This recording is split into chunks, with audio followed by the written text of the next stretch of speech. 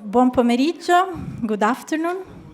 Vi chiedo cortesemente di prendere posto. Please take your seat.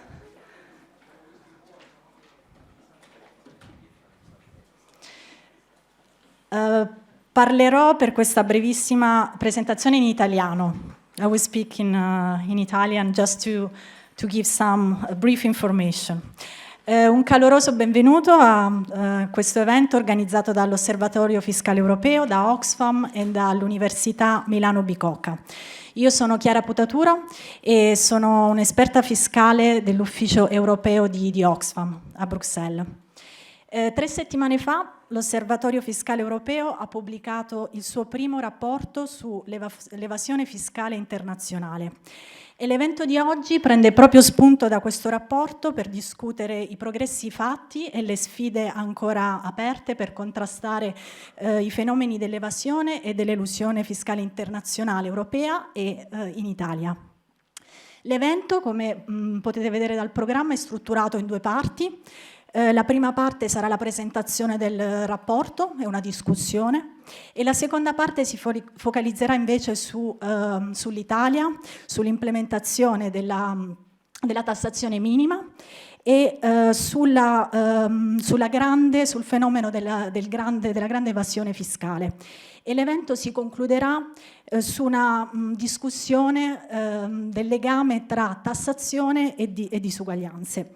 E quasi tutto l'evento sarà in inglese, con alcuni brevi interventi in italiano. E vi fornisco alcune informazioni di servizio. C'è un servizio di traduzione italiano-inglese e inglese-italiano, soprattutto per chi ne ha fatto richiesta al momento dell'iscrizione. E chiediamo cortesemente a tutti gli speaker di non parlare troppo velocemente per facilitare il lavoro degli interpreti. E ci sarà un coffee break di 15 minuti nella sala praticamente alle mie spalle, e sarà all'incirca alle 4:10. C'è un servizio di wifi e potete trovare la password lì dietro lo schermo, se non sbaglio, e qua sul tavolo. I servizi sono nel corridoio alle mie spalle e l'evento si concluderà alle 18, e se dovesse prolungarsi vi chiediamo comunque cortesemente di lasciare l'edificio per le 19. Io ho finito qui. E ora passerò in inglese per presentare il primo speaker.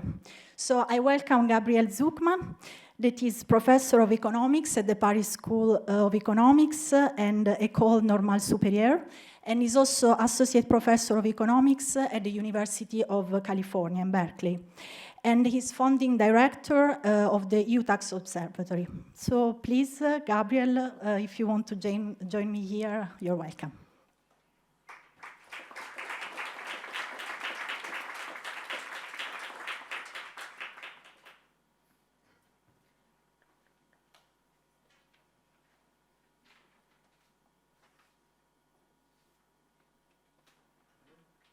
Well, thank you so much for being here. It's such a pleasure to be here with you to present the Global Tax Evasion Report 2024 that the EU Tax Observatory released about 3 weeks ago. And so what are we trying to do in this report? We are trying to take a first global perspective on the progress made against fighting international tax evasion over the last 10-15 years. As you know, these issues of wealth concealment in tax havens, profit shifting by multinational companies have been very high on the international policy-making agenda, and there's been a number of important initiatives that have been taken, in particular under the leadership of the OECD, to try to address those trends.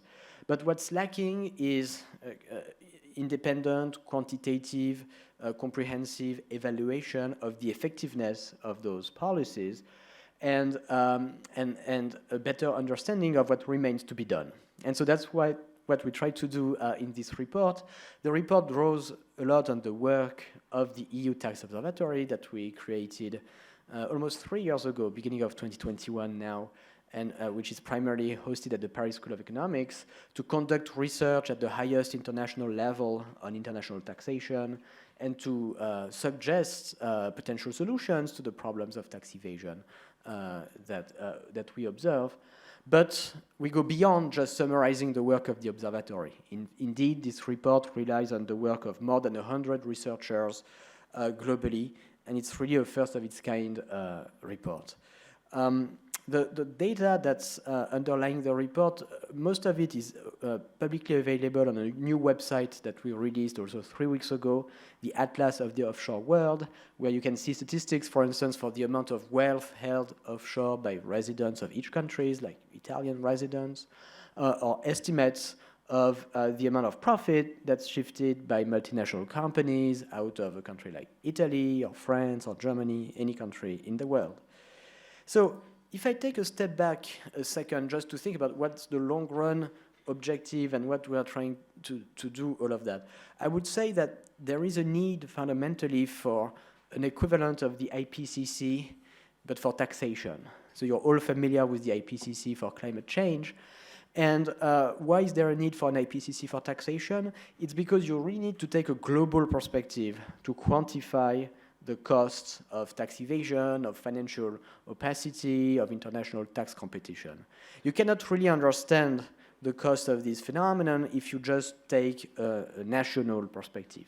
In a purely domestic, national context, it can pay off, at least for some years, to play the game of tax competition, because you can attract a bit of activity at the expense of other countries, generate a bit of tax revenue like that. And indeed, most countries over the last decades have been tempted to do that and have become tax havens of sort. And in a purely national context, it looks like, you know, maybe it's not a stupid strategy, maybe we can gain at the other of other countries. But of course, from a global perspective, all of that is just zero sum. It's worse than zero sum. In fact, it's negative sum, because the main beneficiaries of international tax competition, of international tax evasion, of financial opacity are essentially high income and high wealth individuals, owners of multinational companies, people who tend to be at the top of the income and the wealth distribution. So it's really critical to take a global perspective on these issues, and that's what we try to do in this report. So if I summarize the findings, you know, the short summary is that there's the good, the bad, and the ugly. The good is that there's been real progress made in addressing one specific form of tax evasion, which is the concealment of wealth in tax havens. So before 2016, 2017, it was really easy for tax evaders to hide assets in countries like Switzerland, with a long tradition of very strict bank secrecy. Precisely because of bank secrecy, there was no or very little exchange of bank information between financial institutions in those countries and other countries' tax authorities, making it very easy for people to hide assets and to evade taxes. But this has really dramatically changed since 2017, 2018, with the implementation of an automatic multilateral exchange of bank information. It's a new form of international cooperation that was deemed utopian. I remember when I started working on these issues during my thesis in PhD dissertation in 2008, 2009, you know, most people in that field thought that it would never happen. You know, how can you convince Switzerland to share information with other countries? If they want to have very strict bank secrecy rules, there's nothing you can do to make them change their minds. Now we are in a different world. There is this automatic exchange of bank information. So of course it would be a bit naive to believe that just because the laws and the regulations have changed, the problem of offshore tax evasion has completely disappeared. And in fact, there is still a significant amount of untaxed offshore wealth, which we show on this graph, you know, the equivalent of maybe 3 to 4% of world GDP.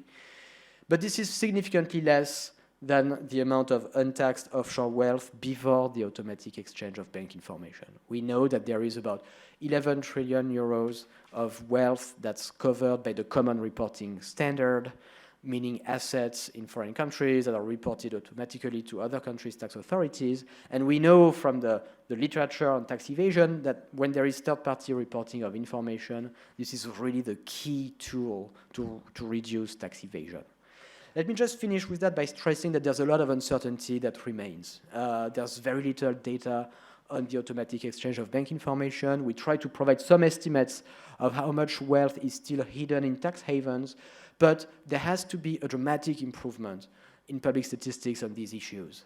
At the moment, there's too little data that's disclosed, and the full value of the automatic exchange of bank information will only become clear once countries, and tax havens in particular, are required to publish much more information. So for instance, how much wealth they transmit to other countries' tax authorities, who owns that wealth in the various groups of the wealth distribution, how this changes their effective tax payments, and so on. But still, good news to start with. Now, the bad. The bad is the fact that multinational companies continue to shift a large amount of profit to tax havens, the equivalent of about 1,000 billion euros is shifted each year by multinational companies to relatively low tax places globally. What this means is that these are profits that are made in Italy or in Germany or in France, but that end up being booked and taxed in countries with very low tax rates of around 5–10%. And the various initiatives that have been implemented over the last decade to try to address those issues have not been extremely effective so far at reducing this profit shifting. You can see that this profit shifting reduces global corporate tax revenues, according to our estimates, by about 10%.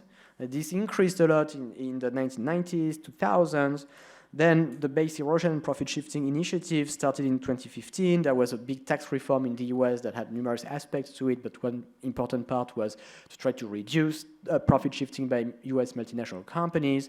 And despite that, we still see significant tax revenue losses globally due to global profit shifting.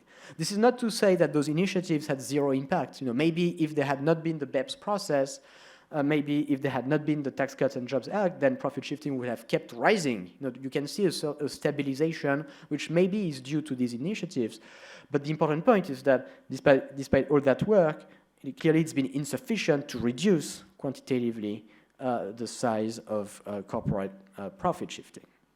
And there was very high hope in 2021 when about 140 countries and territories agreed on a 15% minimum tax for multinational companies, what is known as the second pillar of the OECD two-pillar solution.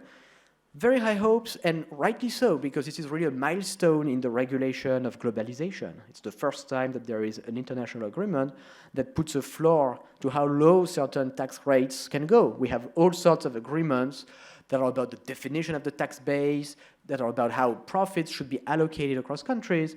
But the main aspect of tax policy is the tax rate, and all the agreements that we have until now are silent about that, except that now there is this agreement that's going to be to start being implemented in the EU next year and in a number of other countries that says, no, tax rates cannot go below 15%. So really important, and at the same time, when you think more about this, this is also a disappointment and a missed opportunity. Why? Because first of all, the tax rate is low, 15%. It's typically lower, in fact, much lower than the normal corporate tax rate in most countries. And it's a bit difficult to understand why big multinational companies should be allowed to pay much less tax than domestic small businesses. It's a bit like legalizing tax evasion, so to speak. But at least when the agreement was obtained in 2021, there was this notion that even though the rate was quite low, at least it would be implemented comprehensively. Okay, 15% is not a lot, but if it's a 15% effective tax rate and there's no way to escape that, then maybe it can make a real difference. Except that, in fact, when you look more closely into the details of this complicated agreement, you can see that there are different loopholes and exemptions that significantly weaken the global minimum tax. I'm not going to go through each of them. Perhaps the most important one, let me just perhaps mention the two most important limitations. One is more of a conceptual, philosophical problem with the agreement, which is that there is an exemption for substance, a carve-out for substance, that says that if a company has real economic activity in a low tax place, then it can exclude a certain amount of profit. There's a formula that varies over time, but essentially it can exclude the profits that correspond to that real economic activity from the minimum tax. Now think about the incentives that this creates. Think a minute from an economic perspective. If you want to keep paying less than 15%, you have to move real activity, you have to move production, you have to move factories, you have to move workers to low tax countries. So this type of substance carve-out fuels international tax competition. And that's not a good thing, because international tax competition is a very negative form of international competition. There are positive forms of international competition. When countries compete to have the best universities, the best schools, the best infrastructure, the best healthcare system, it's positive sum because it benefits most of the population. When countries compete on tax rates, international tax competition, it's zero sum. The factories that move from Italy to Ireland, to certain Swiss cantons, to Singapore, it's just not increasing the global capital stock. It's just moving assets and production from one country to another. So from a global perspective, it's just zero sum, but it's worse than zero sum. It's negative sum because it fuels inequality. It primarily benefits the shareholders of multinational companies. And so introducing this carve-out for substance, in my view, is a real conceptual and philosophical problem. I think it's very important to say that the objective should be to limit international tax competition under all its forms, because it's just a very negative form of international competition. The other problem with the agreement that might actually perhaps quantitatively be even bigger at the end of the day is the treatment of tax credits. So, the question is, you have to pay 15% in minimum taxes, but how do you compute this 15%? And what the agreement says is that certain tax credits, known as refundable tax credits, are not taken into account in the computation of the tax rate. So to be very clear, what this means is that, today Bermuda taxes multinational companies at zero. What Bermuda or the Cayman Islands or any other zero tax or low tax country could do tomorrow, they could say, look, we're going to tax you maybe 10%, maybe 15%, but we are going to refund what we've collected. And they need to be a bit creative in terms of structuring the refund, but that's their whole business, creativity in attracting companies, in attracting profits. And so I worry that this agreement might just change the nature of international tax competition. Instead of countries competing on tax rates, we are moving to a world where increasingly countries are going to compete on tax credits, on subsidies. And in fact, this has very much started. If you look at the international tax competition on green energy subsidies, we see that there's been an explosion of global green energy subsidies, a new race for subsidies, a new form of tax competition in disguise, so to speak.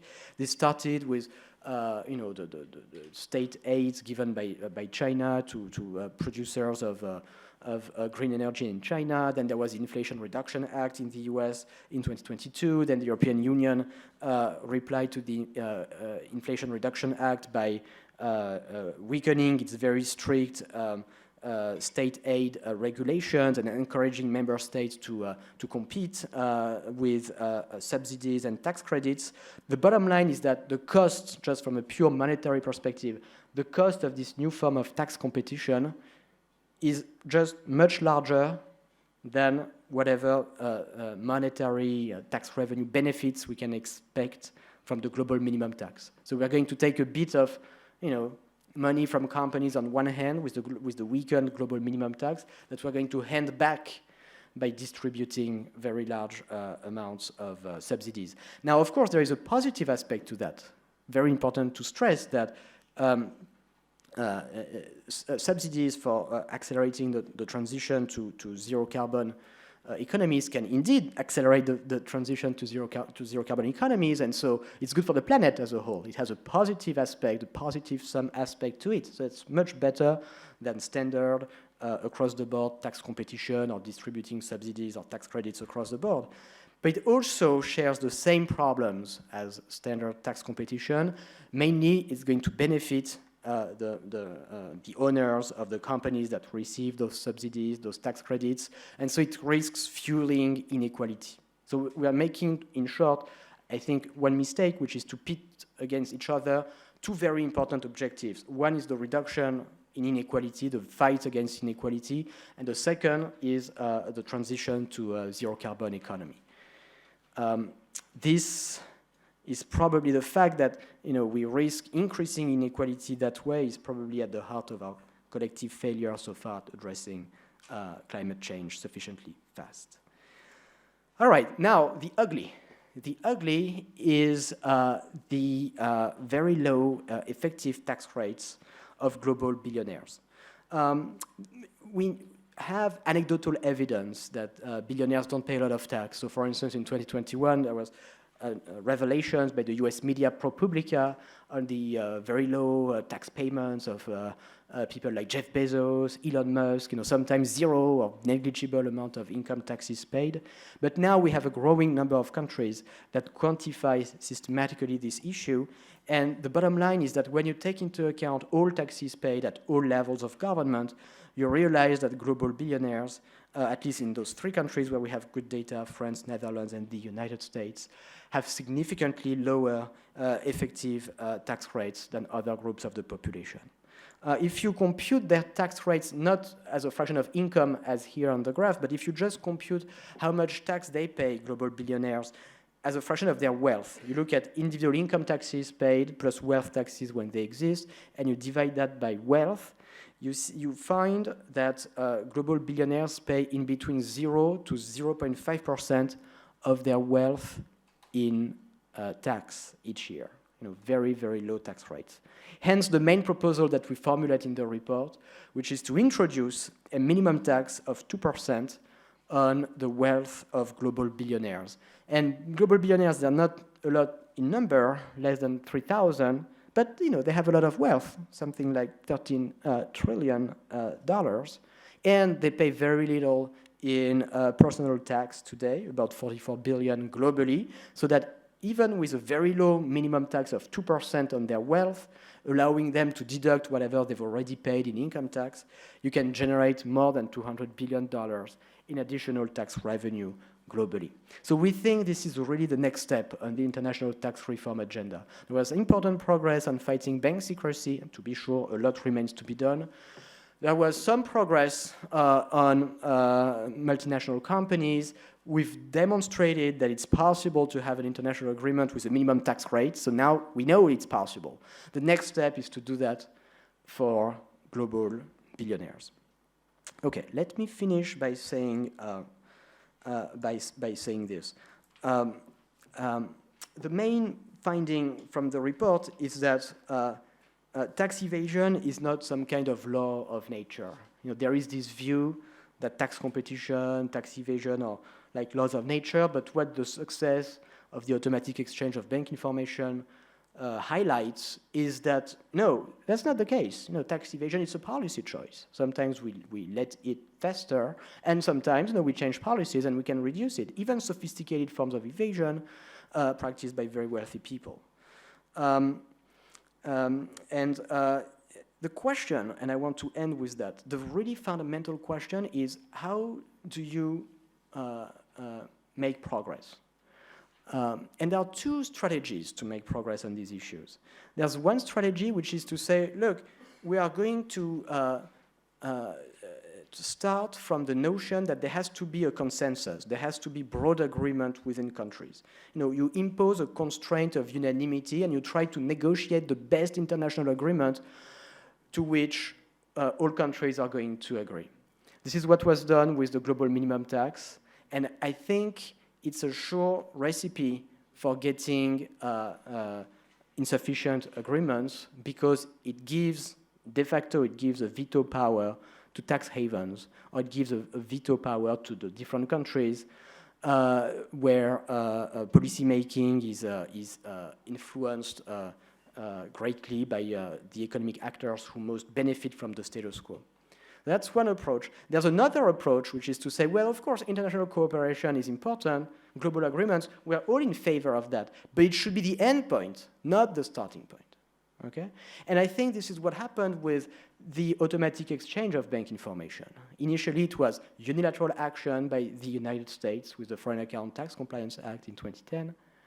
that eventually led to a new form of international cooperation, the automatic exchange of bank information. But we didn't start by saying, look, all countries need to agree to exchange their data, and if we had done that, and we did that, for some years in the context of the negotiation of international agreements on on-demand information exchange, if we had done that, we would have made very little progress in fighting bank secrecy.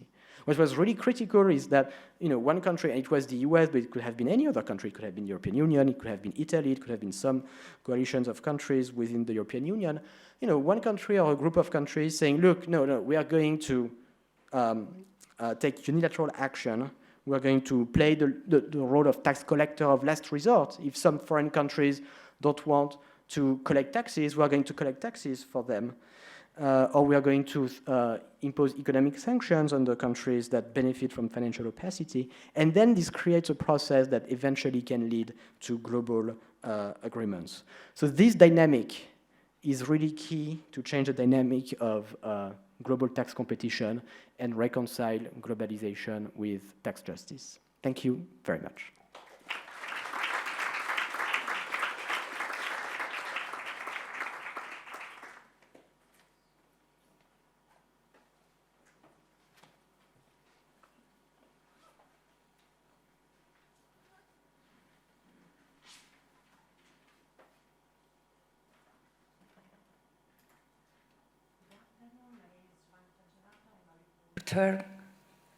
Covering competition for political Europe.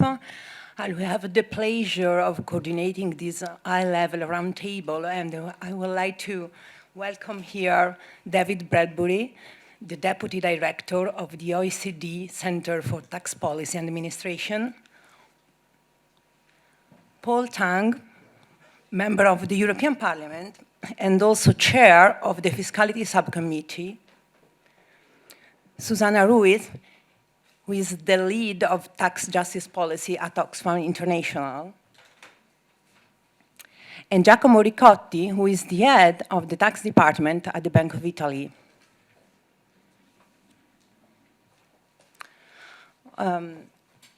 Obviously, Gabriel Zuckman, Director of the EU Tax Observatory. Zuckman said, and also the report stressed, that we had a huge progress thanks to the exchange of information, and also we will see the next big step in international cooperation, so the application of the second pillar and a minimum global tax on multinational corporation. But the report stressed also that the final outcome is really different from the initial promise, the initial proposal. We are lucky today because we have here David Bradbury, and I would like to ask him, why we arrive to this outcome. What are the main obstacles you face during the negotiation? Great, thanks very much, and it's great to be able to join you all for this event today.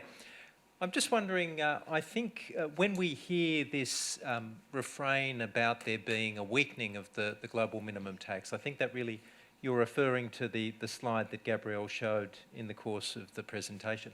I wonder if it might be possible to put that on the screen so I can just elaborate on some of the elements of that. I'm not sure if that's possible, but you might recall that there was Gabrielle presented a slide that suggested that there are a series of decisions that had been taken to weaken the global minimum tax. This slide here, which, thanks Gabrielle, that's very helpful.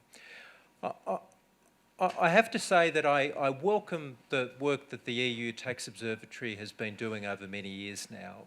And I think that this paper in so many ways feeds the debate and supports the debate with more information and evidence. I do, however, find this particular chart here to be quite misleading, and I just want to explain why. Firstly, because there is this impression given that somehow there has been a weakening of the global minimum tax. Well, a number of the features that are highlighted on this graph were actually agreed back in October 2021. There's not been any change to what was agreed in the first instance. So when I look at this graph, the most striking thing is the big orange bar that has minus 7.2%, which is highlighting the difference between if the minimum tax was 20% compared to 15%. But of course, 20% was never on the table. It was never discussed by anyone. There may have been some countries that at some point came forward and said, we would like 20%. But if I go back to 2020, when we issued the blueprint report, in fact, at that point, the discussion was around 12.5%, not 15%, which it was eventually agreed to be. So I think it is quite misleading in a sense to really show a minus 7.2% reduction of a fictitious 20% rate that was never agreed by anyone. And in October 2021, 15% was agreed. Now, if we look at the next point, which is the 1.7% on the substance-based carve-out, and I'll come back to that in 1 minute, then the one after that is 1.4%. Now, what I think is important to note on that 1.4%, which is described as an exemption for US, which is actually not correct. It's a transitional safe harbour on the under-tax profits rule, which is available regardless of which country is involved. It's not particularly targeted to the US. It may be that it is applicable in some circumstances in the US. But that particular provision there is only a transitional provision. So by 2026, that will not be in play anyway. So I guess the point I'm making is to begin with, you can take the minus 7.2 and you can take the minus 1.4, and at least by 2026, you really should be disregarding both of those things. And I think that at least gets us into a discussion that I think is a legitimate one to have. And that is about the minus 1.7, which is the carve-out for substance, and the minus 1.5%, which relates to tax credits. Sorry to take you through this detail, but I think it is important to focus in on it. If we look at the carve-out for substance, firstly, this is not a new development.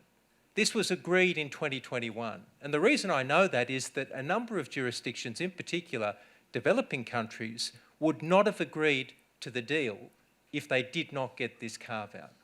And the carve-out, far from being a loophole, is designed to give some recognition to the fact that where there is substance in the jurisdiction, that is less likely to be an instance of profit shifting.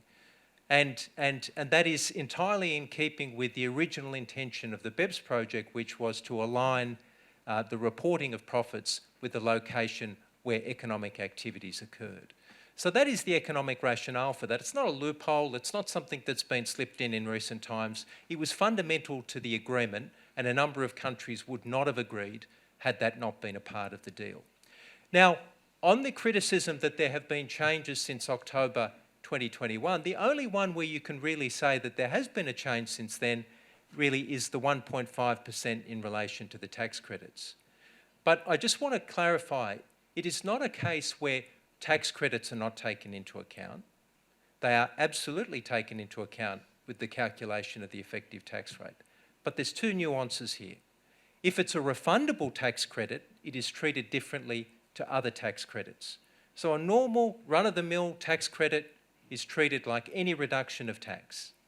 A refundable tax credit is treated slightly differently. It's treated like a grant or a subsidy. And that is because in accounting terms, a refundable tax credit is a tax credit that you get even if you didn't have any tax payable. So it is economically equivalent to a grant, because if you didn't have any tax payable and you get a refundable tax credit, the government writes you a cheque and they give you the money. Now, the point I want to highlight here is that with refundable tax credits, far from this unleashing some, race to the bottom on tax competition, let's remember that that money has to actually be something that the government is prepared to hand over in the form of a cheque. And that's been one of the reasons why tax incentives typically have been used, because the government doesn't have that skin in the game to the same extent. So I raise all of these points firstly just to highlight that I think that the presentation of this slide is actually fundamentally misleading.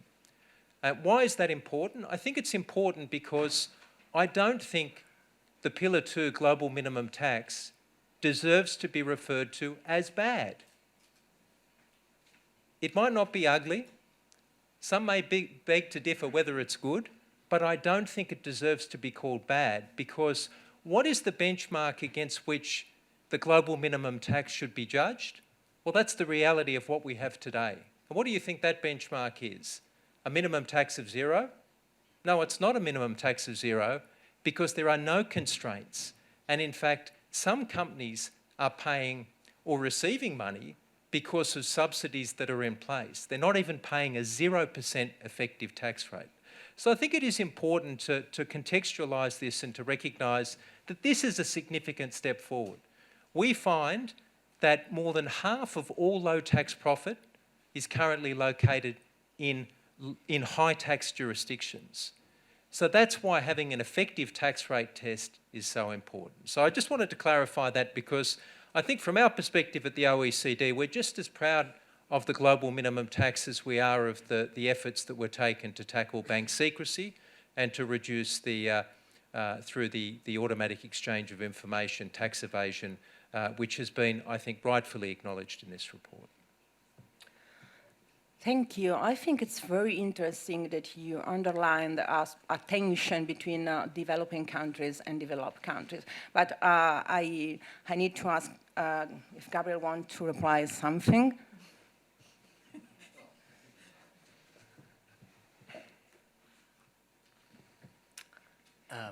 Thanks a lot, and thanks, David, for the very thoughtful comments. Look, I think what's ugly is not what's bad is not the agreement, is the continued profit shifting by multinational companies to tax havens, which is very large, and this is a form of tax evasion that continues. And I think that this agreement, as I stressed in my presentation, is really a milestone in the regulation of globalization. I think it's very important to have a minimum tax rate. You know, it's the first time that we have an agreement that sets a floor to how low tax rates can go. I also think, I remember when in 2020, the newly elected US president and the US administration was talking about a minimum tax of 21%. The US has a very large influence at the OECD, so it was not completely crazy to assume that 21% was something that could be in the play.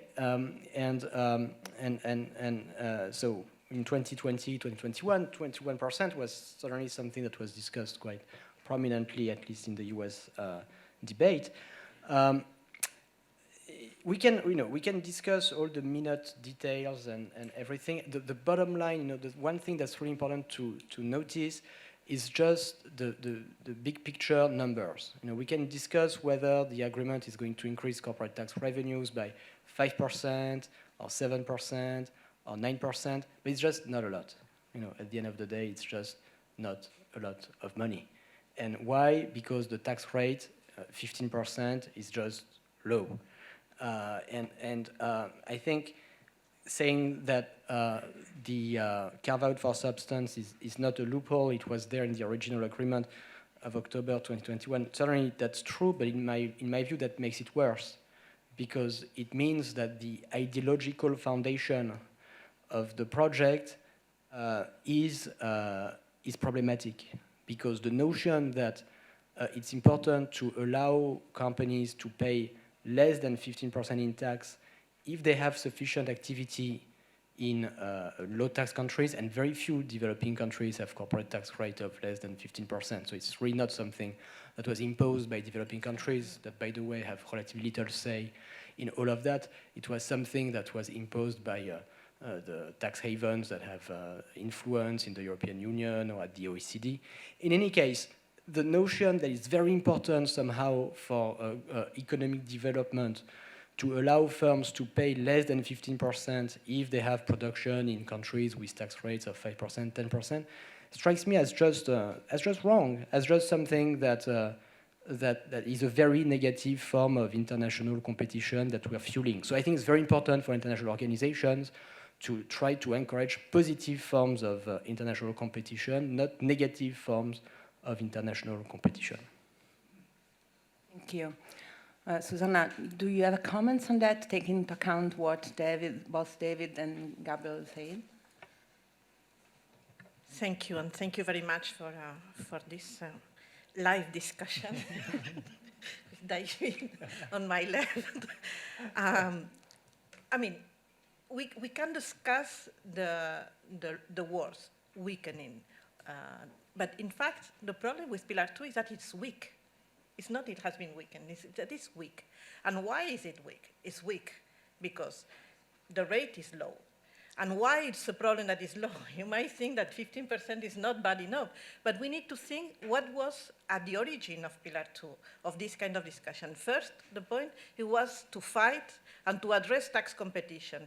Tax competition on two ways. One is that countries were cutting statutory rates of corporate income tax, and second, countries were increasing inefficiently tax incentives. So when we look at history, I mean, in the last 80 years, corporate income tax has been cut by 50 almost, by half. I mean, in my country, in Spain, it was cut by 10 points in 10 years. So when we start this discussion, we are already at a very low rate. So the average statutory rate of corporate income tax is below, at global level, below 25%. At that point, it was low. We're not talking if it's sufficient. It's that the starting point was low. And at that moment, we were trying to stop or to address this scaling down of the corporate income tax. So when we start the discussion, we're not trying to reverse that situation. What we were trying, in fact, is try to put a floor. But the problem is that this floor was low. And it's low effectively. I mean, do we need to understand, I mean, do we have to conceptually accept that the effective floor for corporate income taxation has to be as low as 50% theoretically, because as Gabriel was saying, it's in practice below that? Or do we think that effective minimum floor should be higher than 50%? So that's the first question. Of course, we think that 50% is low, and it was the rate that was only acceptable for some of the tax havens, like Ireland, like Singapore. But Ireland was a key country for that debate, because it could make a lot of annoyance at the European level to make this deal to be passed. So in fact, it was a low rate because it has to be it was the only one that in the end could be acceptable by some of the tax havens. The other point is who is collecting this minimum tax? And that's the second and one of the key elements for an organization like Oxfam. So when we were starting this discussion on BEPS, even the first BEPS, is trying to rebuild fairness in international taxation, not to make the system more efficient for some countries only. So what is happening is that this already low effective tax rate is going to be collected at the country where the headquarters are incorporated. So that means it's mainly a solution for rich countries. At Oxfam, we calculated that 60% of those revenues are going to be collected at G7 countries and only 3% at low-income countries.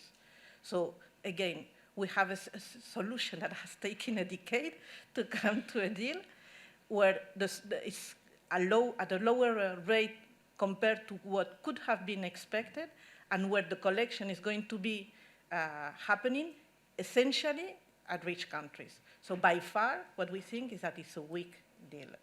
And also, once it was agreed in October 2021, after that, which means setting the rule, the principles of this system, then we changed the rules. And we changed the rules to make some of those countries being the first one to be collecting this minimum tax.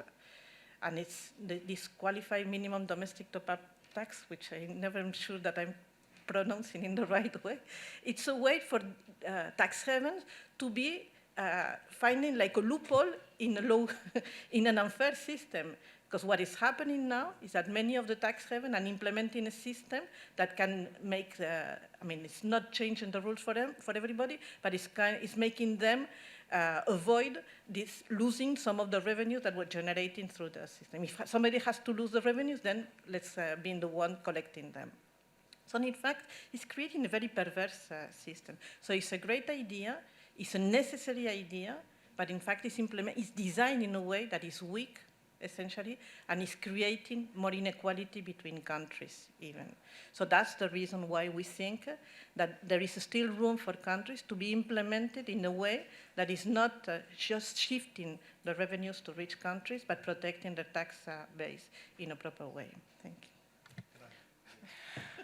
I think David wants to answer, but I also would like to profit of his presence and ask also if he thinks that if we could have a better agreement, can we improve data collection, transparency? Do we have room to do that? It's another point stressed by the report, because basically before the international exchange of information, basically we were blind in front of tax evasion and tax elusion. So I would like to know if we have room to improve at least transparency.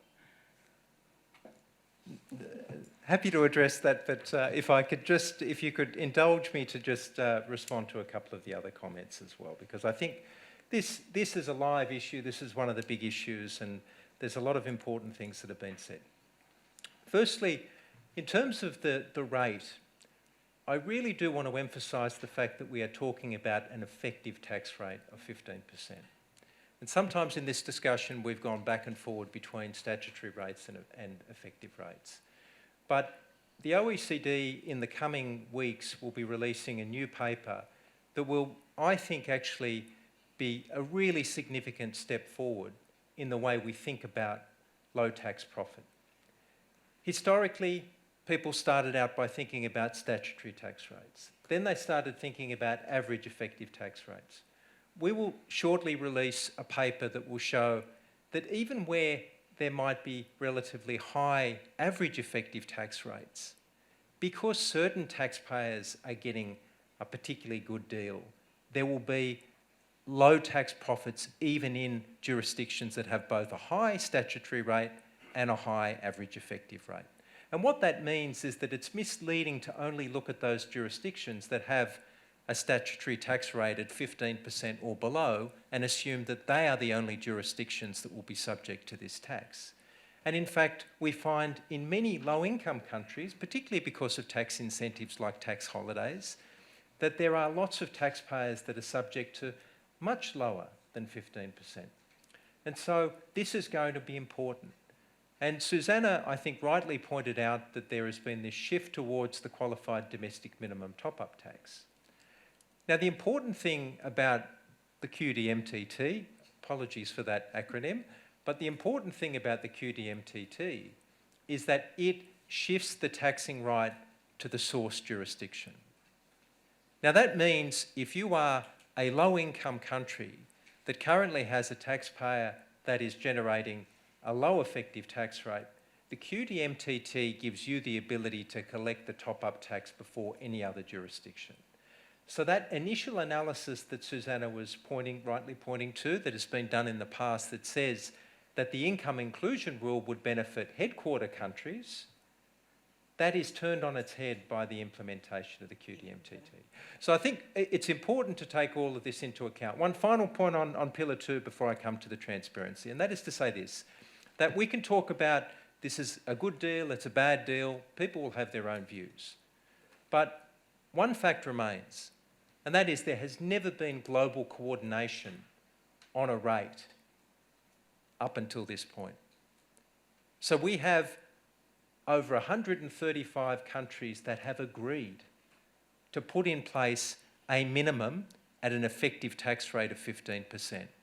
Now, if you had said to me just 5 years ago that that would be possible, I would have thought that you would be, dreaming beyond your wildest dreams. I think we should recognise that that is a significant step forward. If there are people out there that want to see that go to 20 or 25, my suggestion is get on board with the 15% and then have those discussions into the future. That will be an important step forward. Just on the data, I think you make a really good point, and the report makes a very good point that there is always value in more data to support economic analysis. And that's why I'm very pleased that one of the great achievements, I think, of the BEPS project was the Action 13 country-by-country report data is now being produced, supplied by countries to the OECD and made available as a public resource. And that country-by-country report data has been informing a lot of analysis that we've seen from many researchers. And I'm also pleased to say that in the coming weeks we'll release this year's edition of the Corporate Tax Statistics, and we will have 2 years of data, 2 additional years of data, which will close the gap between today and the most recently available data. So very supportive of that. In terms of the automatic exchange of information, I think it would be great if there was more information made available. But as the report says, even some of the information that the report is seeking is not information that ever gets reported to the OECD, but we'd be very keen to work with countries to see what might be possible. Okay, we can ask to a country, our host country. So I would like to know if Ricotti thinks that, we have more room about that, more room to improve data collection, statistics, etc. First of all, let me thanks for the invitation to this distinguished panel, and let me thanks Professor Zuckman for the presentation and for the Global Tax Evasion report. I think that a discussion about tax avoidance, tax evasion in Italy is obviously important. Banca d'Italia, the institution to I belong, has always reserved attention to the issues of tax evasion because it disrupts competition and it results in an inequitable distribution of the tax burden between taxpayers. As regards data, we think that collecting data of good quality is of utmost importance to combat tax evasion. So from this point of view, it is important to improve the current data source like common reporting standard and like country-by-country reporting. As regards the common reporting standard, I think that it is necessary to remove limitation and loopholes like the thresholds on the reporting threshold for the beneficial owners. At the same time, one of the main problems related to the effectiveness of automatic information exchange in fighting tax evasion, I think that it is the limited data analytics capacity of tax administration, and this problem adds up to the raw quality of data. We know that progress has been made in digitalization and in, even in investment in artificial intelligence, but I think that a lot has to do. I also agree on extending the scope of automatic information exchange to include other assets like, for example, real estate.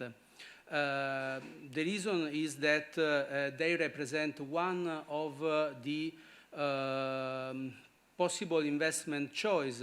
So there is no reason to exclude them from the information exchange. From this point of view, also the crypto asset reporting framework established by OECD this year is going in the same good, I think, direction. We must also remember, and Mr. Tang can, I think, tell the same thing, that in European Union, several directives on administrative cooperation have been introduced. And this results, at the end of the day, in new sources of data. We have data about tax planning models, about providers on digital platforms, and data on crypto assets. I think that in the European Union, and maybe in the rest of the world, it would be advisable to fully exploit the potential of existing instruments.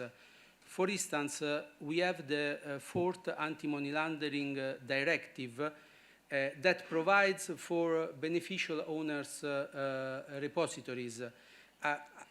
And we have also a directive, the fifth directive on the administrative cooperation that provides that this information can be accessed not only by anti-money laundering authorities, but also by tax administration. So we have to exploit also this possibility. Thank you.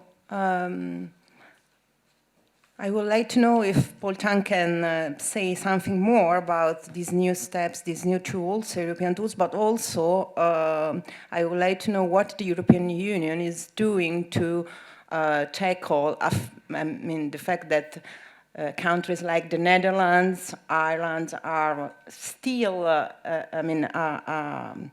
a destination of profit shifting. In the report, you can see the data, and the last recent data are from 2020, and the trending is increasing. So I mean, it's a little bit worrying.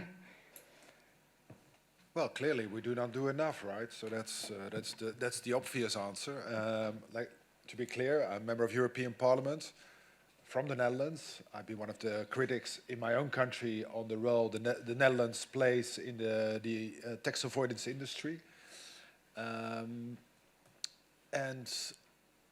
the European Parliament is, I would say, one of the few, if not the only European institution that criticizes what we call tax havens within the European Union, when usually there's diplomatic exchanges, but the European Parliament really names all the usual suspects, not only the Netherlands, but also Ireland, Luxembourg, Malta, and Cyprus.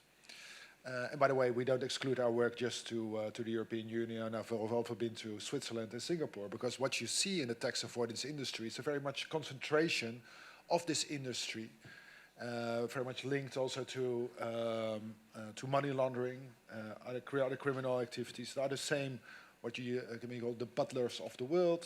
They serve the very rich and the very big to avoid taxation or launder money. That's how the system works.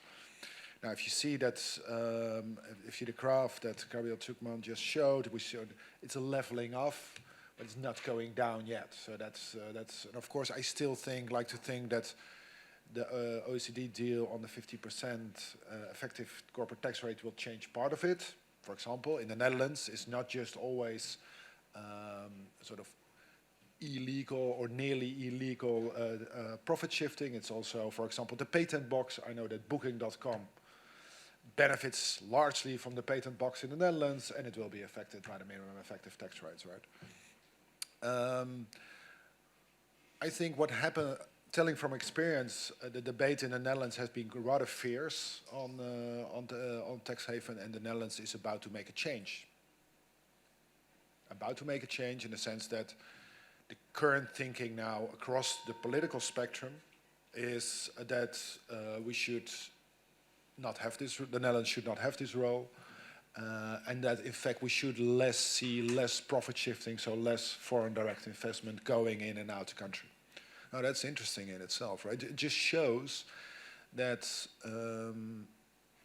criticism can break open the system, a bit like the US broke open the banking secrecy in Switzerland and Luxembourg. Having this criticism helps, and I hope that, I think you should, by the way, as Italy, appoint always a Minister of Finance that is willing to criticize the Netherlands. I think it helps, right? It should be part of the job description. It's not just to keep your books in order, right? That's a traditional discussion in Italy, but always criticize the tax havens that are out there because they are costing Italy money.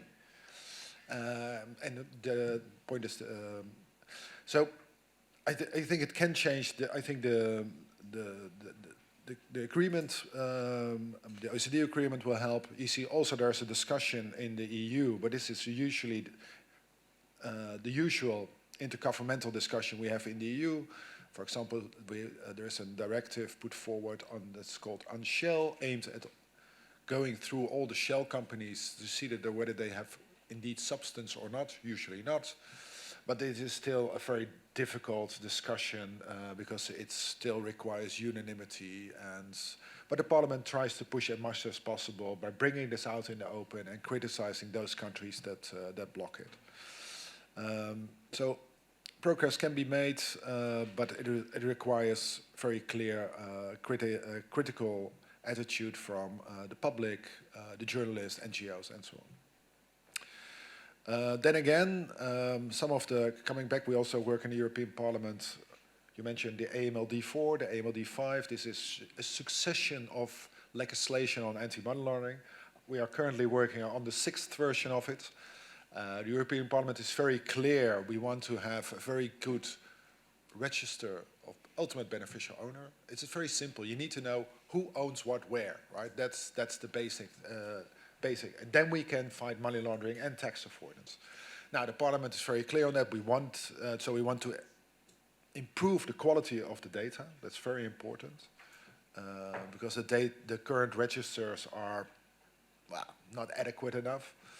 But we also want to extend the scope because I think the first craft, the good, is sometimes still a bit ugly, I would say, because I think this is mainly about financial wealth, bank accounts. Really, if you're really rich, okay, you may have a bank account in Switzerland, but if you're really rich or really big, it's probably real estate, it's probably yachts, maybe boats, planes, private planes.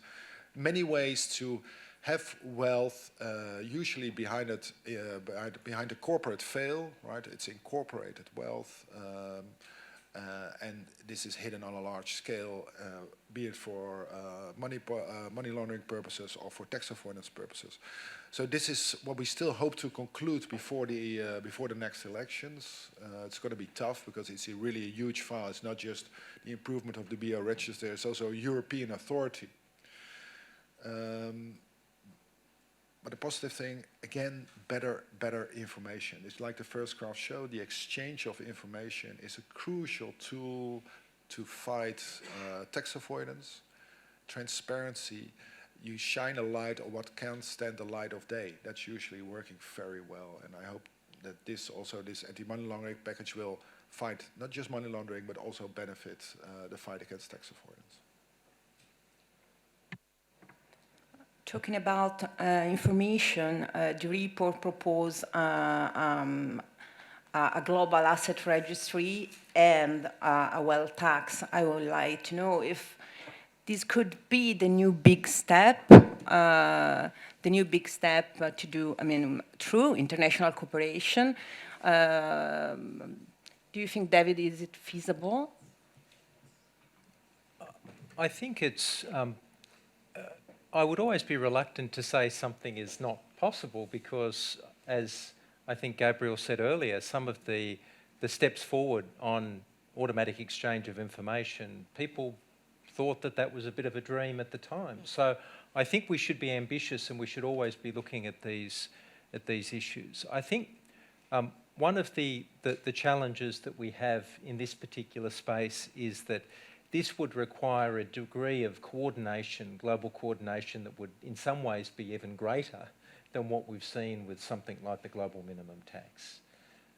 But that's still possible, and I think we should aim towards that.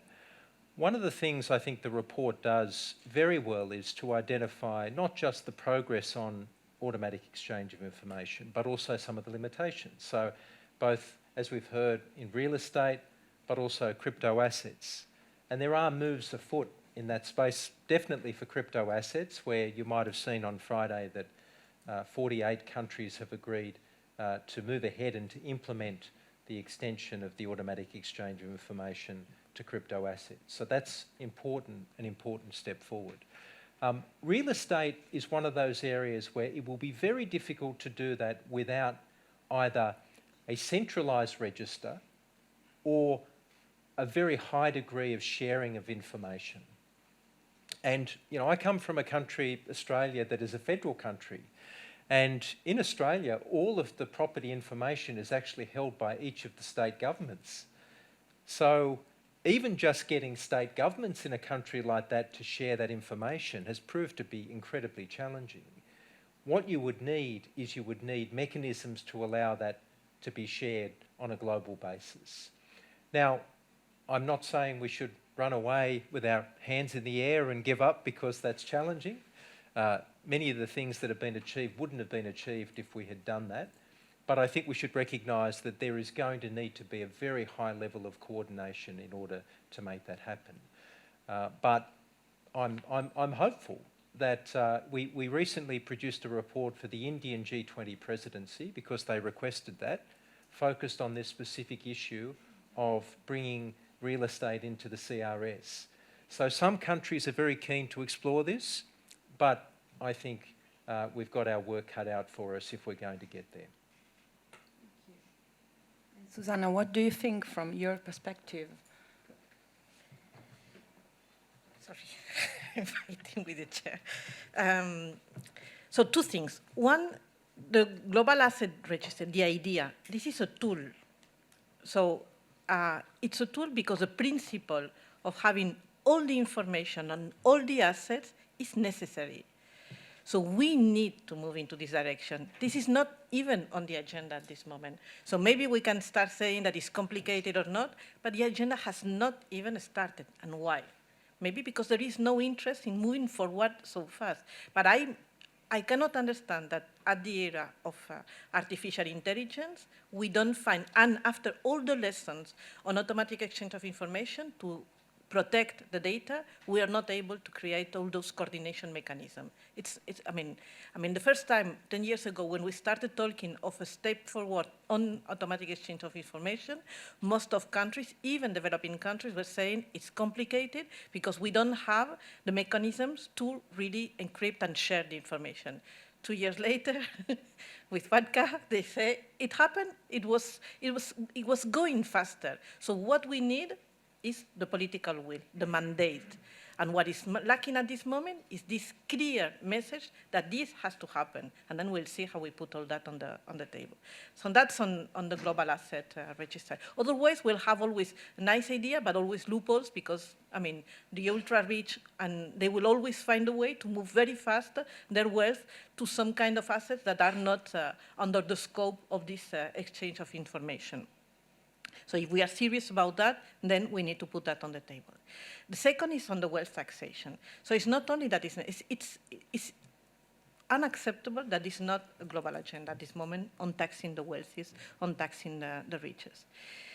So it's not, I mean, and again, and the explanation cannot be because it's too complicated, and we've got already this conversation, because, I mean, if there is something complicated, look at Pillar 1, 600 pages on the multilateral convention on something, we'll talk later about that it's unclear how it's going to be implemented. When there is the willingness to sort out the problem, the solutions are, the working solutions are on the table. So on wealth taxation, we've seen that 2/3 of the new wealth created over the last decade have gone to the top 1%. And this top 1%, and even a fraction of this top 1%, as Gabriel was saying, is paying barely nothing. So is it really acceptable? I mean, we're not even talking about 15% as lower. We're saying that the effective tax rate are close to 0 for a fraction of this population that has a massive scale of the wealth concentrated in their hands. So what we've seen is that the wealth concentration is moving faster and faster and faster to the hands of a very tiny part of the population who remain untaxed, apparently because it's very complicated to coordinate, to be taxed them in some countries or to coordinate a global agenda on taxation. Very often the OECD says that it's difficult because the mandate at the OECD is to work on something that is purely and essentially global and international and mobile. But I mean, I'm not an expert on, I'm not an ultra-rich, but if there is something that is easy to be mobile and to be transferred very quickly from one country to another, is the financial asset from the ultra-rich. So we need this solution. And we have also good examples. I mean, Not perfect examples, but we have examples. In Spain, we have a net wealth tax that was implemented 10 years, well, a bit more than 10 years ago, reintroduced in response to the financial crisis, to the past financial crisis. And it's now permanent tax, net wealth tax. And since it's been increasing the revenue collection and the number of taxpayers, and there are still loopholes. But again, this is work in progress. We still need to go and expand this, the legislation that is in place. And we have also developing countries like Colombia that had decided not only to reintroduce a net wealth tax, but also to increase the level of taxation to capital income or to capital income. So this is the big agenda at this moment. Is it acceptable that we can have such a big size of the wealth of the planet in the hands of a very tiny elite and basically untaxed? I mean, my point is that it's not acceptable. It's creating a lot of distortions and a lot of unrest in population. Thank you. Gabriel, you say that at this stage, unilateral action from countries can be effective. I would like to know if you think that a single country can go ahead with a wealth tax on billionaires, and why do you think that at this stage, I mean, unilateral action can stimulate the international debate? Yeah, absolutely, we can do that. And in fact, many countries have had wealth taxes in the past, absent a global agreement on these issues. We just need to learn the lessons from the history with wealth taxation. So there are a number of things that countries did very poorly, and so there are two ways to look at that. You can say, well, we tried wealth taxes in the past, they didn't work very well, therefore it's impossible to tax wealth and forget about it. Or you can try to look at the historical record and say, okay, let's try to learn from the mistakes we made, and let's try to think of solutions and see how we can create effective forms of wealth taxation. I think it's a bit more constructive, and so I'm more in that category. And so if we look at what were the mistakes that were made in the past, number one, we tolerated tax evasion with bank secrecy, no exchange of bank information, so there was a lot of wealth that was hidden in offshore tax havens. Now it's harder to hide that wealth thanks to the automatic exchange of bank information. So that's a big difference with the past. Second, and probably one of the most important problems, was that the wealth taxes of the past, they started relatively low in the wealth distribution. I mean, relatively low. It was still, you know, the rich, but not the super rich. Think of people with 1 million euros in wealth. And because many people were subject to these wealth taxes, policymakers felt that they had to give exemptions and deductions, and they created all sorts of loopholes to accommodate the needs of different taxpayers. And that's how you ended up in a system where, in effect, the billionaires didn't really pay those wealth taxes because private businesses were exempt, or because there were mechanisms that capped the amount of wealth tax owed to a certain fraction of income. And those wealth taxes were essentially kind of super property taxes on the moderately rich, but not on the super rich. So that we can change by saying, look, we're going to start much higher in the wealth distribution. You know, any country could say, Italy next year could say, well, okay, let's take our billionaires. You know, if you have more than €1 billion in wealth, you are going to have to pay some wealth tax. It's a tiny population, but it has a lot of wealth, and so it can generate some tax revenue. And of course, everybody understands that if you're a billionaire, you have some, you know, decent ability to pay taxes, and so there is no need for any loophole or exemption or deduction. Third point, and probably the most important one, the reason why past wealth taxes didn't work very well is because countries didn't try to address the issue of tax competition. So essentially, they didn't try to tax wealthy people who moved to tax havens. But it's a choice, you know, that we made, but we can make other choices. So for instance, Italy could say, okay, we're going to tax our billionaires. Now, if they move to Switzerland, fine, you know, they can do so, but they will keep having to pay taxes in Italy after they've moved, maybe for 5, 10, 15 years. And the logic is very strong. If you've been a long-term resident of Italy, you've lived a long time in Italy, and you've become very wealthy there, that's in part because you've benefited from public goods and infrastructure and education and access to the market. And so there's just no natural right once you've become very rich, to then move to a tax haven and stop having to pay any tax at all. Of course, it's perfectly logical for Italy, in my example, to say, we are going to keep taxing you. And it was difficult to do historically because of the lack of information exchange across countries, but now it's much easier to do because there is this automatic exchange of bank information. So that's the most important bottom line. It's that, of course, we can tax the very rich unilaterally. There's no need for a grand global agreement. It's always better to have international cooperation, but if we start from the premise that we need consensus, among the 200 countries, again, it's a sure way to get to very limited international agreements. I think the more promising way forward is for some countries like Italy, France, US, to take unilateral action to say we are going to tax or at least impose a minimum tax on the wealth of our very rich people. And look, we're not going to tolerate tax evasion as we did in the past. We're not going to accept tax competition as some kind of law of nature. If they move abroad, these wealthy people, we will keep taxing them. And we are not going to undermine the tax by providing all sorts of loopholes and deductions. And that's why fundamentally I think the lesson of the historical experience is, yes, wealth taxation is possible today, effective wealth taxation of the very rich, unilaterally if it's well designed. Thank you. Dr. Ricotti, what do you think? Is it possible? I'm not asking if Italy is going to tax billionaires, but but I would like to know if it's possible, a unilateral action. In the report, there are two proposals of unilateral taxation, one for the multinational companies and another for the rich, the billionaires. I have some concern because I think that these unilateral measures are not truly unilateral. Why? Because admittedly in the report, a certain degree of international coordination is still required.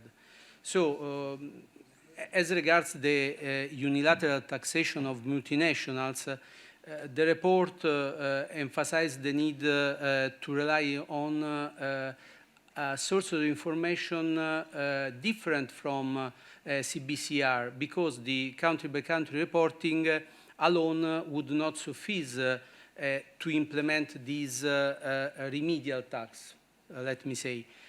The report suggests to rely on VAT returns, but we know that VAT returns are not harmonized even within the European Union, and some countries like the United States do not even have a VAT system. Therefore, I think that to make this unilateral solution effective, we need in some way technical work and administrative cooperation. As to the other unilateral proposal, I have to say both two are very, very interesting and smart, I think. But I think that all the tax lawyers know very well in these topics the devil is in the details. And as regards the tax on the billionaires, you said before that the problem is that rich and their financial assets can move to other countries. So if you have a unilateral exit tax or exile tax, as you called in the report, it would be challenging to enforce on individuals who do not reside anymore in the country. I mean, you need for an actual enforcement, you require agreements with other countries. So at the end of the day, you in some way you need always international coordination. So these two proposals are not really unilateral. And what about unilateral initiatives within the European Union? Just thinking about it, I'm not sure that Europe has put its foot down on many occasions, if you think about it, because the bank secrecy in Luxembourg and Switzerland was broken open by the US, not by the EU. When it comes to the second pillar of the OECD agreement, it was in fact the Trump administration holding back and the Biden administration moving forward on blocking the negotiations on the minimum effective tax rate. Maybe the best example we have is the DSTs that were put on the table. That's interesting because there you saw that France and the UK were taking the DST forward, which in fact also held the Trump administration at the table at the OECD. And so it shows that it can be effective, but it requires then sometimes some courage, which I don't always see on European side, unfortunately. But it's certainly possible, and especially when you see that DST is a good example because it applies to a few companies, right? So that's the beauty of it. So you don't need to do all the work. You just the same is true for billionaires. So I saw we had 400, just 400, I think, in Europe. Well, I think we can do that, right? So it's 400. Sorry, it's almost 500. I think Europe is certainly capable to take the cases for 500 billionaires and look at that. Even though we don't have all the information available, we can get the information. But I agree that in the end of the day, it would be good if your unilateral action is also backed up by a multilateral action, right? That you lead to the exchange of information. I like the idea of a global asset registry. But I just already made the point, it goes far beyond bank accounts. It's all hidden in the form of, wealth is hidden, is taken up the form of corporates, real estates, and other forms. And we need to have a better insight in that, because then it really becomes effective, and it's just not for a few European countries, but we share the benefits of a wealth taxation on a global level. Thank you. We are running out of time, and we would like also to have some questions from the audience, but I ask you to share with us your final thoughts, your final comments on your report. David, please. Look, I think I like to think of the report as really having three parts, and one is the automatic exchange of information piece, the second piece is around profit shifting in Pillar 2, and the third piece is around the billionaires tax and some of the opportunities for using the tax system to achieve greater equality. You've heard some of my views on the Pillar 2 element. I won't go into that into any detail again. And also on the first element, I think that both the assessment but also the diagnosis for the future is very sound. That good progress has been made, but more can be done. Personally, I think the most exciting part of the report is the focus on the billionaires tax and the opportunities to try and address more in that regard. And I think there are all sorts of challenges with this type of approach. And I think we should be honest in acknowledging that, but I think this is a great paper in stimulating a discussion that needs to be had. I think a couple of excellent points that Giacomo made. This would be different to the automatic exchange of information. There, you're talking about bank accounts. Like it's simple, they're bank account details. Here you're talking about assets, and that requires valuation. You don't automatically have all of that, so there's a whole infrastructure that needs to be put in place. And I agree around the compliance challenges. Just if you think about a comparison with this minimum tax with the Pillar 2 one, just think about this for a minute. The reason why Pillar 2 will work is that there was a multilateral agreement, but not everyone has to implement it. But the way the rules are designed, they will ensure enforcement. Because you've got income inclusion rule, qualified domestic minimum top-up tax, and you've got the backstop, the under-tax profits rule.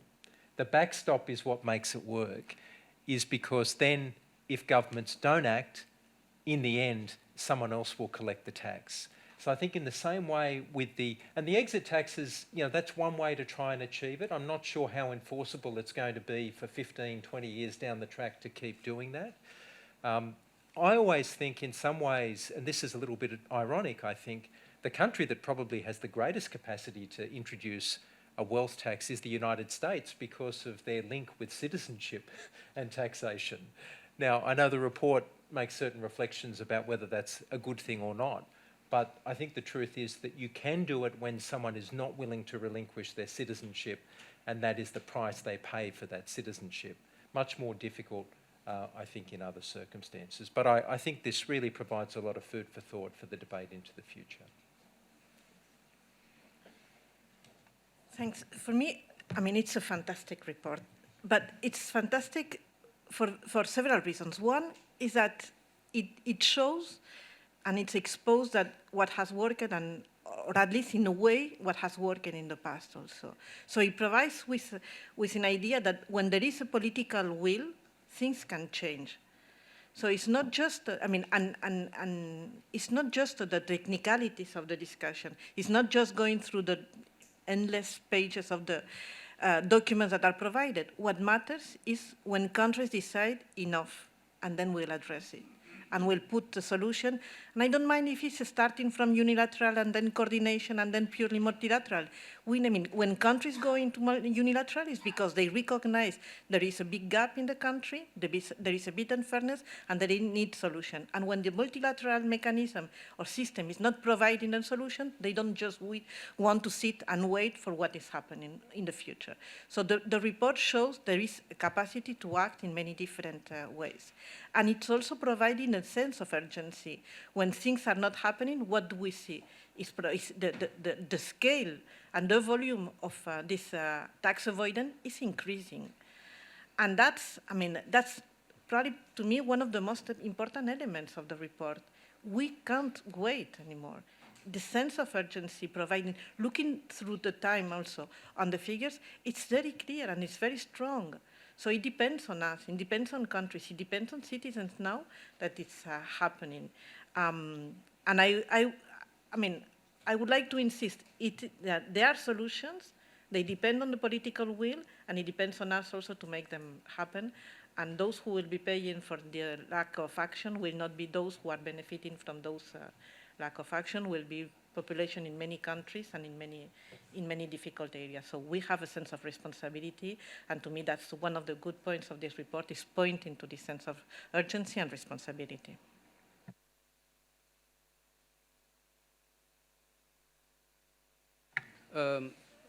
I don't want to tell how it is important, this report. I just want to give you 3 suggestions for next edition. Good.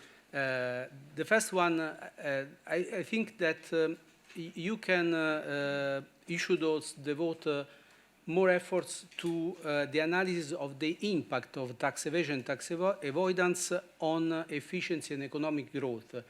But at the same time, also the proposal or the remedies must be evaluated from this point of view.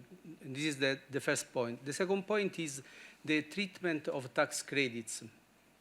I think we must distinguish between the nature of tax credits.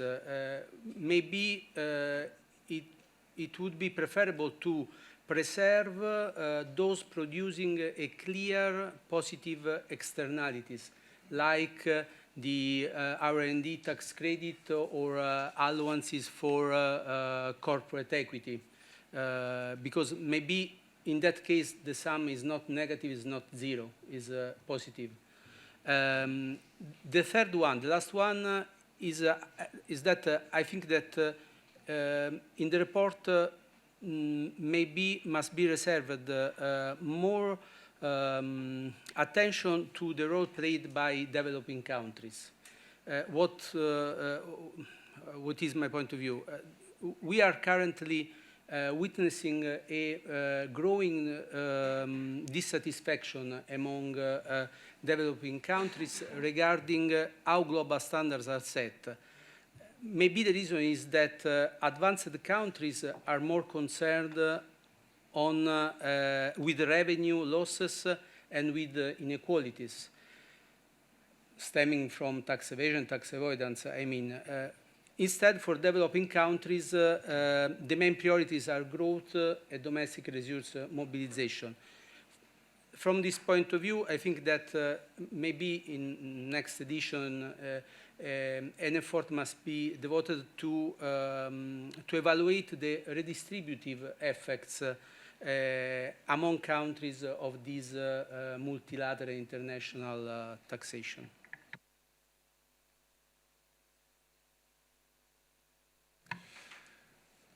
I think the report is great. Not because I agree with every conclusion or every analysis, but because this is what we need to get a good debate on taxation. And the fact that you can come here, we discuss a sheet of what is the effect of Pillar 2. This is what actually, maybe I'm hopelessly romantic or I don't know, but I still like to think that good information and good analysis helps to change the public debate and also helps the public debate forward, right? Even in the era of fake news, hate speech, I still like to think that good information helps. And this is exactly what the EU Tax Observatory is for, and that we have this type of discussion. So in that sense, it's an absolutely good report, and we need more, not less of that.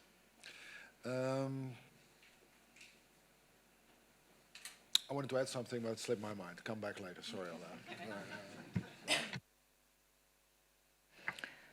Do you think, I mean, a taxation IPCC is workable in how much? I mean, in some years?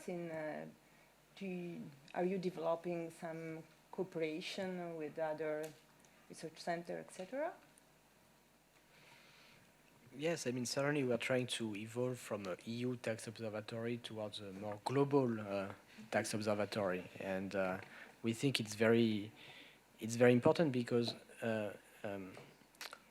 indeed, as was very rightly mentioned, there is a lot of discontent among people from the Global South, policymakers from Global South countries for both the process and the outcome of current international discussions about taxation. And there is a need to take seriously the interests and the needs of the billions of people of the Global South, which, you know, I think we've not achieved that existing organizations have not done so far. And it's not a criticism of the OECD. You know, the OECD represents 38 high-income countries. You know, it's in its DNA. It's not a global organization in scope. And so, yes, it's very important to move beyond that, to create organizations that take a truly global perspective on these issues. Thank you. Yes. Yes.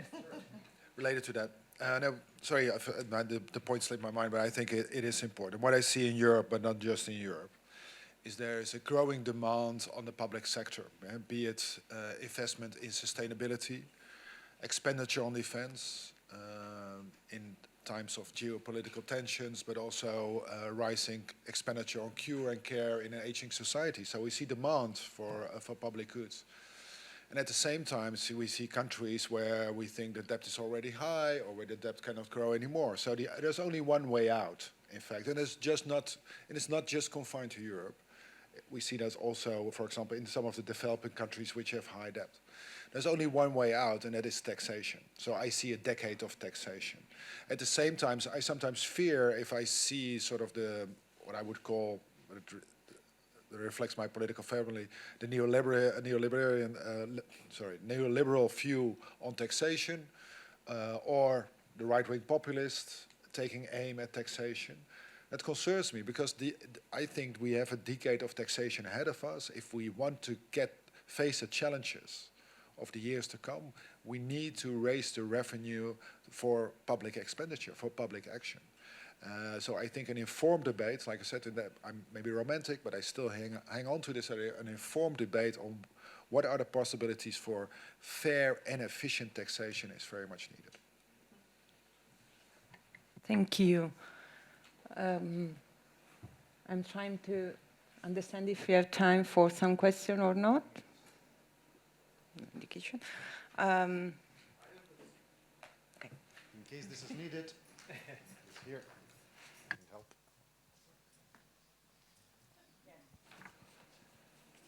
One or two questions, not more. Sorry. Sì.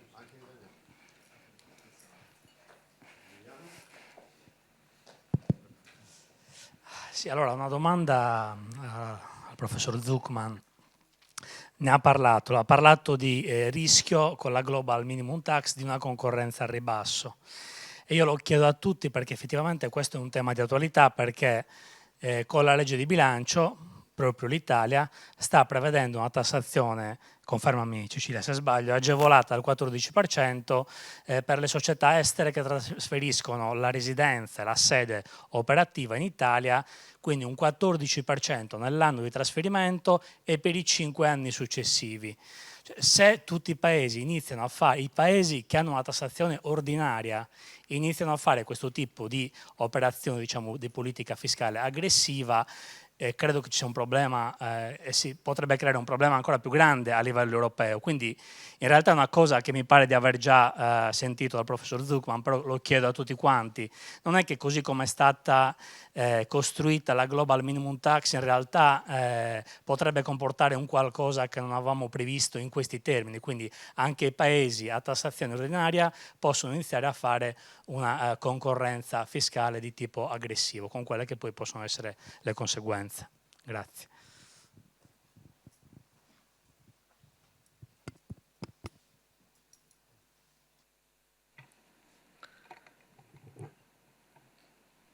I think that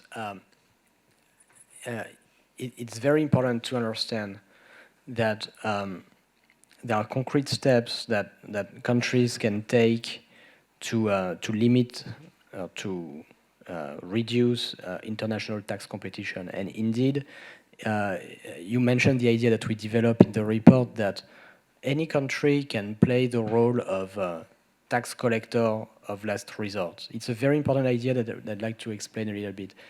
You know, of course, tax havens are free to choose their tax rates, and they are free to choose a low or zero tax rates if they want.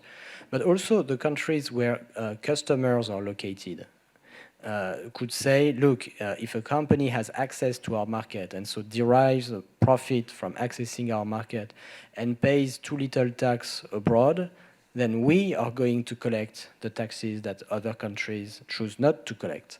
It's really the key to make progress on these issues, and it applies as well to the question of the minimum tax on billionaires. You know, meaning if we don't have a global agreement on a global billionaire tax, any country could also say, look, we are going to tax our own billionaires, but also foreign billionaires if they derive some of their wealth from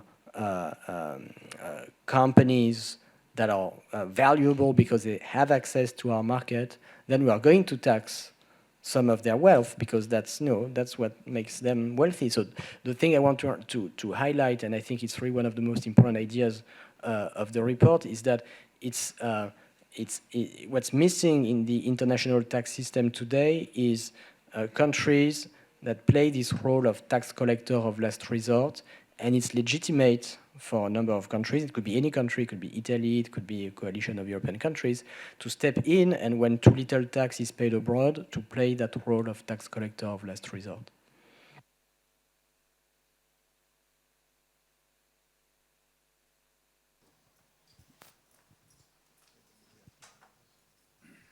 Grazie.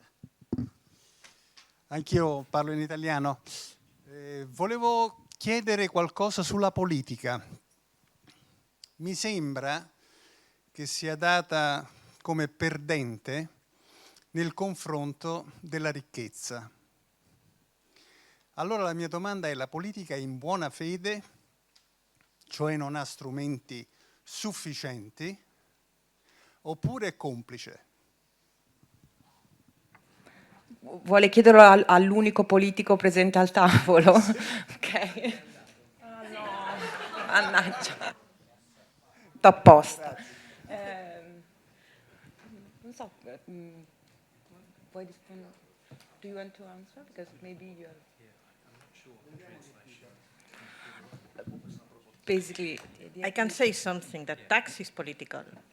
So any decision, even from apparently a technical body like the OECD, it's a political negotiation and it's a political discussion. So when a country decides to not tax a part of the population, it's a decision just to protect some of those people instead of asking a more fairer way. But also, I mean, it's very inefficient at this moment. So politics are inefficient when we think that, for example, at the European level, we'll need to face the reform of fiscal rules in the next year. So it's clearly a decision. I mean, we will change it's like we have forgotten everything for the last 3 days about fiscal rules, and now think who's going to pay for that. So it's again a political decision. Are we going to ask those who have increased their wealth over the past 3 years, not the last decades and everything, but effectively over the past 3 years with excess profits or wealth, or are these governments, political, going to ask average citizen to contribute more to sustain the reforms that are in place, and therefore the stability of the country? So in my view, there are governments who are making the choice to be courageous. I can't remember who was saying that. I think it's Paul who was saying that, and others that are not.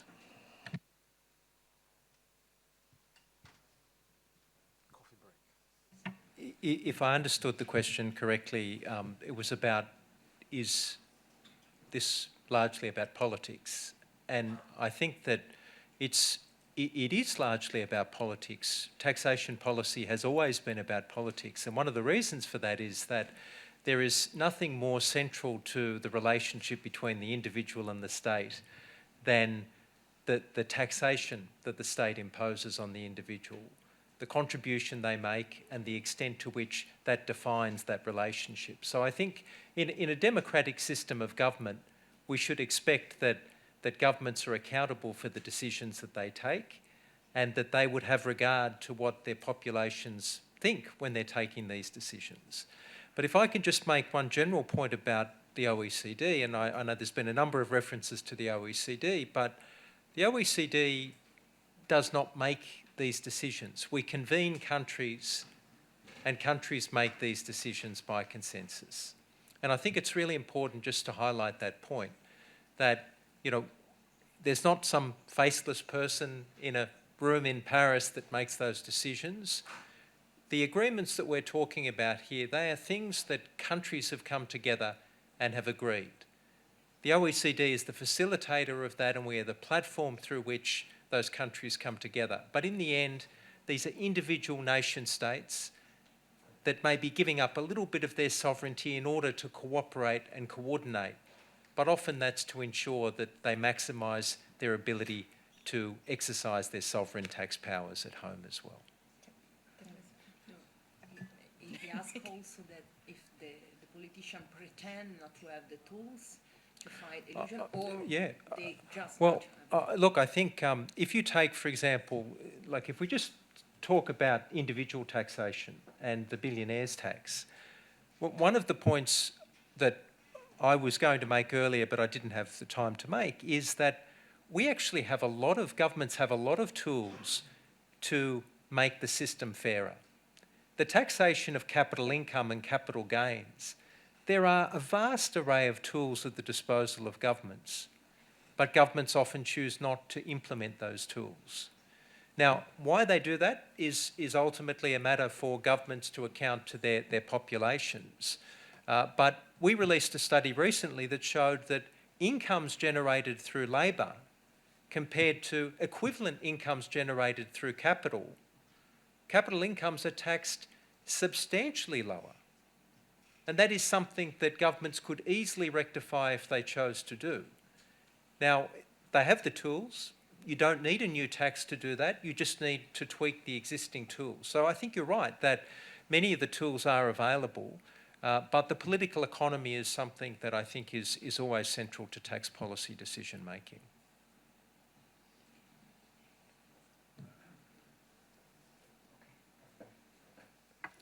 Thank you, everyone. Thank you, our fantastic speakers. Thank you, us, for joining.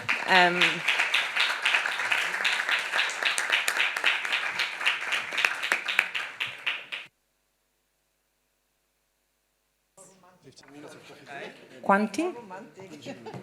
15 minuti di coffee break.